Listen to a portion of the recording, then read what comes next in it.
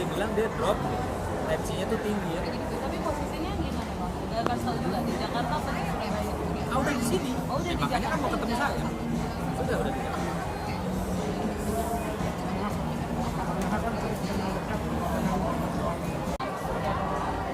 Ya, kemarin kebetulan saya hampir 1 bulan ada di Amerika.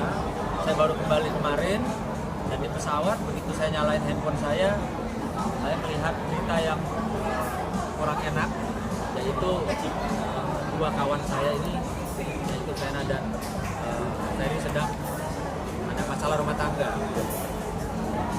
Lalu saya pikir ya udah, nanti semua orang kan dalam rumah tangga pasti ada masalah, ada ribut, itu kan biasa. Tapi saya tidak menyangka bahwa sekilas saya mengikuti pemberitaan bahwa ini sudah menjadi persoalan hukum. Sudah menjadi persoalan hukum, Ferry sudah dilaporkan atas dugaan KDRT. Lalu hari ini tadi siang Ferry menghubungi saya via telepon. Ya, dia bercerita seperti mengadu lah ya, mengadu kepada kawan, kepada saya. Dia bilang, "Bang, bantuin saya, karena tidak semua apa yang ada di pemberitaan itu benar, Bang." Ya, dengan nada yang kayak nada sedih lah istilahnya. Kok kenapa di pemberitaannya jadi seperti ini? Itu lalu saya tadi janjian sama Ferry jam 5 sore di sini di Senayan City untuk membahas langkah-langkah hukum ke depan seperti apa. Karena dia tadi telepon saya, dia minta saya bantuin dalam proses hukum ini sedang berjalan atau sedang dilakukan. Kalau saya pribadi, saya menghimbau khususnya kepada masyarakat bahwa negara kita ini negara hukum, bukan negara opini, bukan negara yang kalau viral udah pasti benar. Sesuatu barang yang rame, opini publik tuh sudah mendapatkan langsung justifikasi atau sanksi sosial. Kita ini harus betul-betul mengikuti proses hukum. Apa yang sesuai dengan fakta, ya itulah nanti hasilnya seperti itu. Makanya tadi Ferry ada 2 kali bilang tidak sesuai dengan apa yang ada di pemberitaan. Nah, artinya tadi saya bilang, saya nggak mau lama-lama bicara di telepon sama Ferry. Saya bilang, "Bro, sorry, saya lagi ada meeting, nanti kita ketemu deh, cerita aja apa adanya." Tentunya saya juga salah satu pengacara yang sangat anti dengan KDRT. Banyak sekali kalau masyarakat bisa melihat rekam jejak saya itu, saya ada di pihak korban-korban wanita yang mengalami KDRT. Makanya dalam hal ini saya kepingin betul-betul mengetahui apa sih versinya Ferry yang terjadi seperti apa.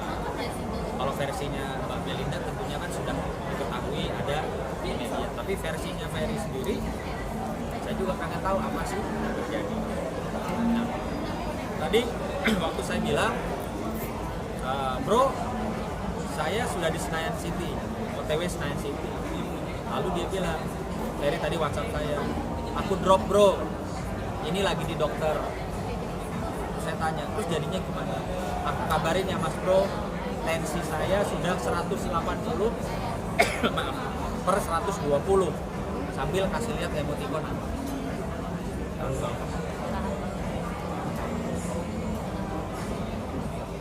Nah, jadi artinya mungkin saat ini Ferry berhalangan hadir untuk menemui saya karena ya mungkin saja dia dalam posisi masih di rumah sakit.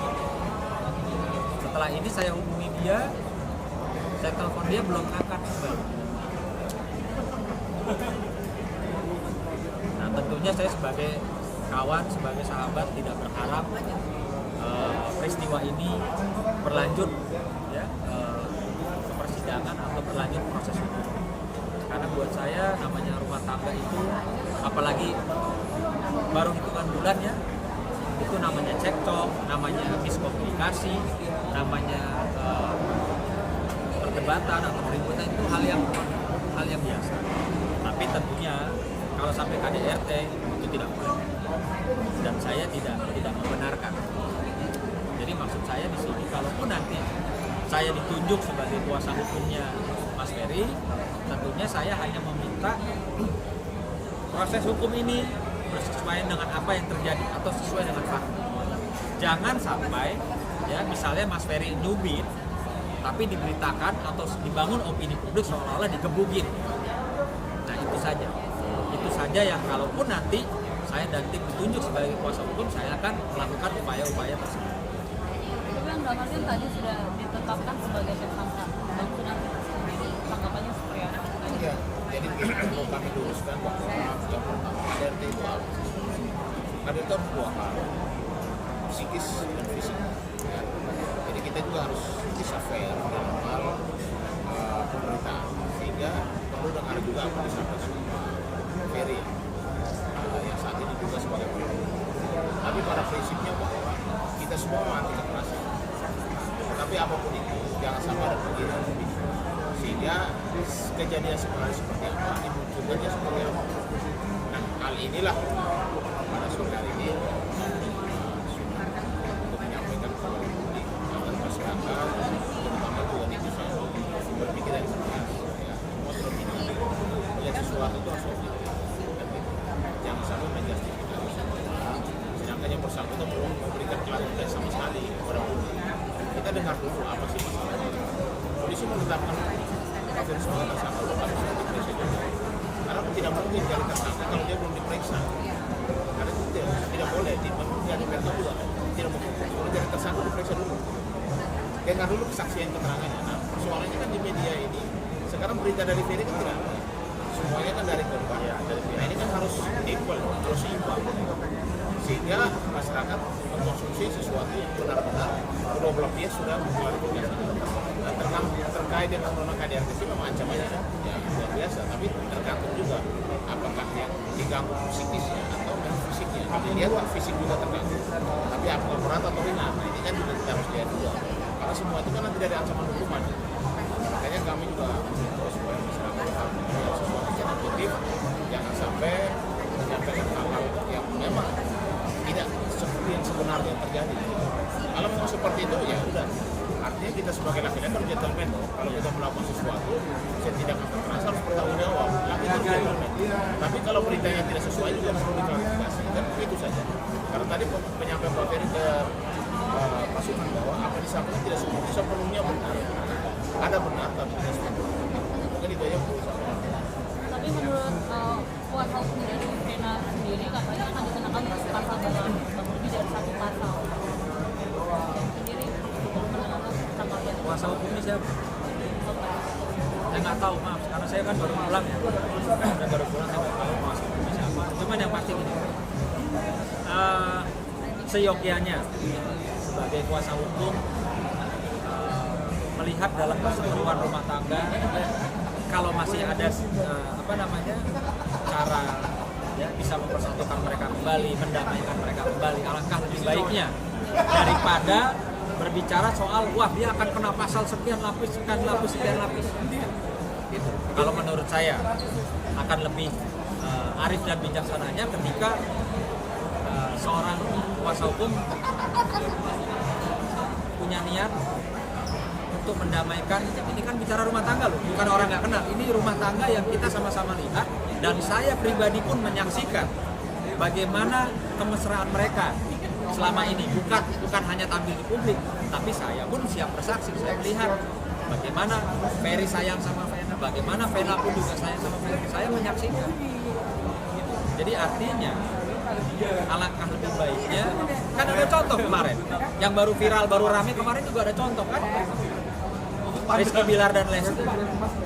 Kan tidak harus perseteruan dalam rumah tangga itu berujung salah satu masuk penjara. Kan bisa, ini kita bisa jadikan contoh gitu ya. Yang mereka juga sama-sama mesra, sama-sama pasangan baru. Rizky sama Lesti kan juga pasangan baru. Sama kayak Ferry sama Mbak Ferry juga pasangan baru. Jadi itu tadi kembali saya bilang, namanya pasangan baru pastilah ada penyesuaian. Ya. Jadi sangat disayangkan kalau ada pihak-pihak yang menyampaikan bahwa wah ini pasalnya berat, ini sekian bisa dilapis gini-gini. Saya sangat menyayangkan. Harusnya kan dilihat, dicari benang merahnya apa sih, apa miskomunikasinya di mana. Semua ada sebab, ada akibat.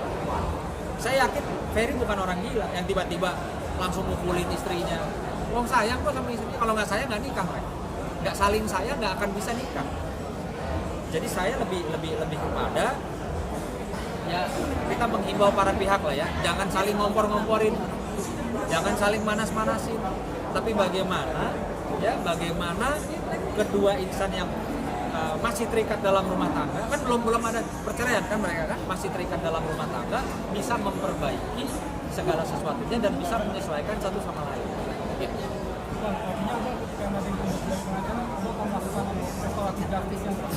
Pasti, karena ini saya bicaranya rumah tangga ya, kecuali orang nggak kenal saling pukul, saling ini lain cerita.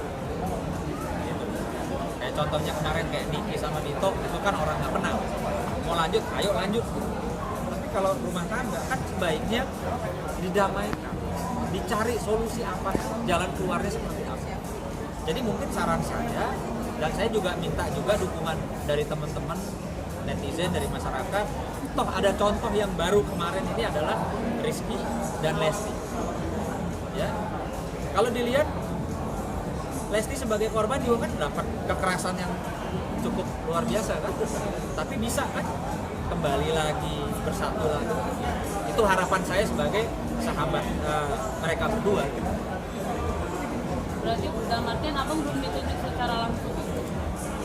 Iya kan tadi saya bilang, Ferry telepon saya hari ini, ya minta tolong saya untuk urusan yang sekarang ini.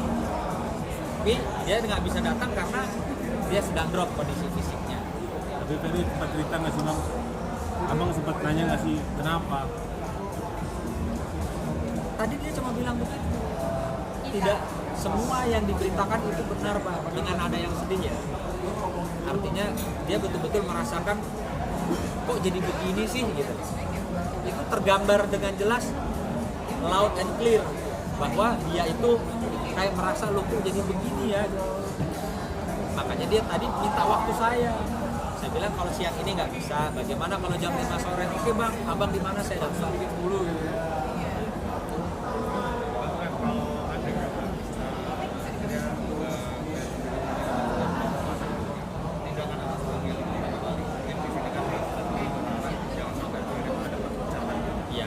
Pasti tentunya sebagai warga negara yang baik saya harus menghimbau Ferry bahwa apapun statusnya, bentuk panggilan polisi harus kita datang.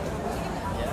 Lalu dari situ tentunya mungkin melalui Bang Nahak akan mencoba menghubungi kuasa hukumnya, siapapun kuasa hukumnya, untuk bagaimana kalau dibicarakan secara kekeluargaan. Gitu. Karena di sini kalau istilahnya bukan akhir dari segalanya harus masuk peradilan atau harus ada yang dihukum. Ini baru gerbang pertama yang dimana ya Pak Kapolri pun ya, lalu Pak Jaksa Agung pun sangat mendukung yang namanya program RJ, Restoratif of Justice, yaitu ketika orang yang berselisih kalau bisa didamaikan, alangkah baik dan indahnya didamaikan. Itu. Oke guys, nggak mau coba telepon sekali lagi. Dari besok hari Senin ya, balik hari Senin kami akan dipanggil ke Mapolda. Apakah abang akan mendampingi? Ya jadi begini ya, ini kan tadi ya, ini delik aduan itu dari dulu bisa didamaikan dalam dua belah pihak sepakat.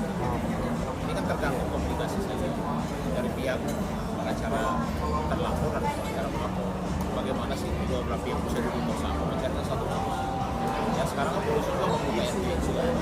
Artinya sebenarnya kasus-kasus seperti ini memang sih namanya dalam keadaan dia psikis atau marah dan lain sebagainya, memang itu wajar kalau memang saat ini belum terjadi itu. Tapi dalam perjalanan waktu mungkin mereka mengingat masa-masa indah ya, dari keluarga yang mendorong itu jadi pertama, atau dari kuasa hukumnya. Karena kalau kita kuasa hukum mau damaikan kedua orang ini, apalagi mereka status masih suami istri, itu suatu bangga juga.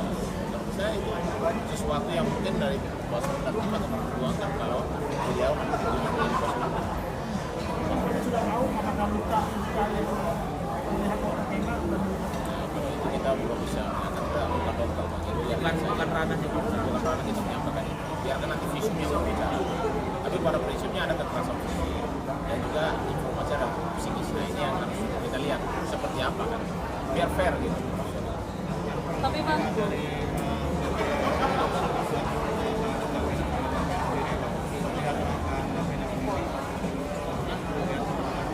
Gini, ini kita bisa lihat dan kita bisa pelajari. Seperti kemarin juga Lesti, ketika dia mengalami itu mungkin namanya wanita itu kan kebanyakan lebih mengedepankan emosional. Ketika dia merasa, loh, kok diginiin sih, emosionalnya mungkin muncul, ya. Lalu mungkin ada info masukan, udah laporin aja, maka dia lapor. Tapi saya yakin di hatinya itu bukan berniat untuk membuat Ferry masuk penjara. Artinya saya sangat optimis dan saya juga minta supaya masyarakat juga ya mendoakan lah ya bahwa peristiwa ini bisa selesai dengan baik, bisa selesai dengan damai tanpa harus ada yang masuk penjara. Gitu. Kalau pasangan muda kemarin bisa jadi contoh, Rizky dan Lesti bisa menjadikan contoh. Kenapa yang Mas Ferry dan Mbak Vena nggak bisa mencontoh? Jadi harapan kami besar tentunya dan minta doanya, dan kami juga memohon dan sebagai sahabat-sahabat jangan adalah kompor-kompor manas-manasin untuk maju supaya sidang, supaya orang masuk penjara, jangan. Ya, sama-sama kita akhiri urusan rumah tangga mereka ini tentunya dengan baik seperti kemarin Rizky dan Lesti. Itu harapan. Oke? sip Bang.